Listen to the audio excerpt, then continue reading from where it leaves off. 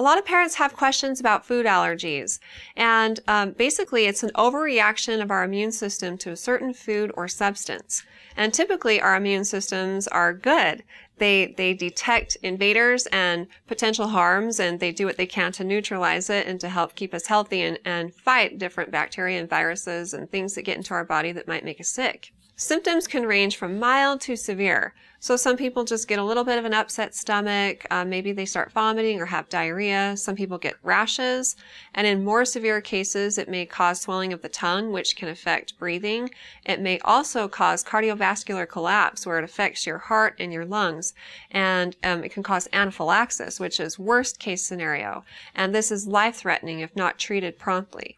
Most reactions occur within minutes to a couple of hours after ingesting the food.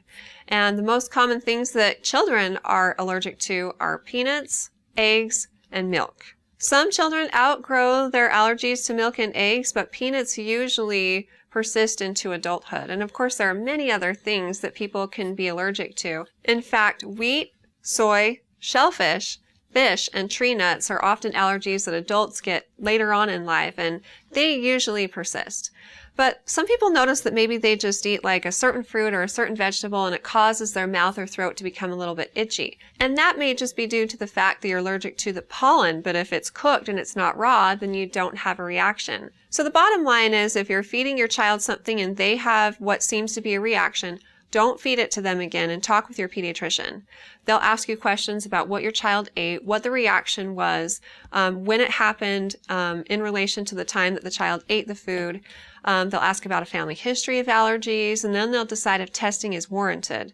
It kind of depends on the severity of the symptoms. Testing may involve blood work or skin tests, and then after accumulating all of this information, they'll help you decide if your child is indeed allergic to something or not. And then, of course, the best thing to do is to keep your child away from that substance. This can be difficult, especially if it's something like peanuts, and it's found in a million different things that we eat or in places that we eat at.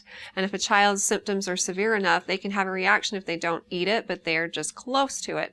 So your pediatrician can help you work out all of those details and help you decide what you need to do. If your child's reaction is as severe as anaphylaxis, the doctor will also give you an EpiPen to carry around wherever you go.